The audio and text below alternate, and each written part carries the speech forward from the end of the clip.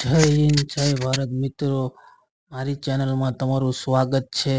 અને હું તમને એક વાત જણાવી દઉં કે આપણે જે દ્વારકા મુકામે જે મહારાસનું આયોજન કરવામાં આવ્યું હતું, એવું જ આયોજન 2025માં કરવામાં આવ્યું છે. અને તે રાસનું નામ છે તલવાર રાસ. અને તે રાસનો એક વિડીયોની ઝલક તમે જોઈ શકો છો.